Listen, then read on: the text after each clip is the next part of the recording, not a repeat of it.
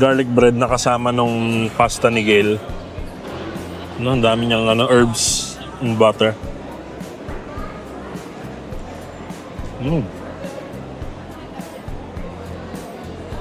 Solid yung bread.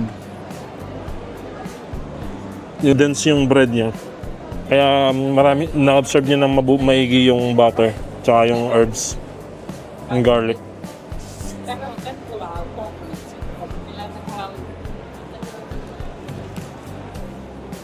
Okay. Let's dig into the steak. Maras taste. Merong yung butter niya parang merong chili. Parang well done din tong sa akin. Tingnan natin yung steak. Steak lang on its own.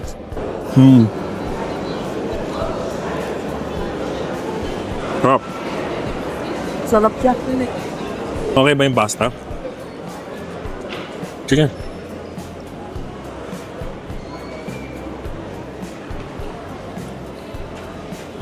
Parang halos well done na yung sa akin.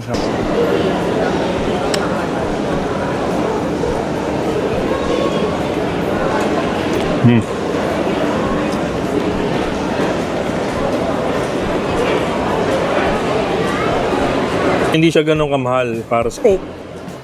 Magkano tong combo? 40. 40, may kasama na siyang iced tea. Hindi, 42. 42 with iced tea. Wala pa. Ice tea nila 3 or 5. Okay. Depende sa laki. Iced tea additional 3 Or 5 pag for or lunch. 5. So, not bad, no? 45 dirham steak na tapos meron na ring side dish na mashed potato, corn at saka steamed vegetables. Tignan natin yung mashed potato.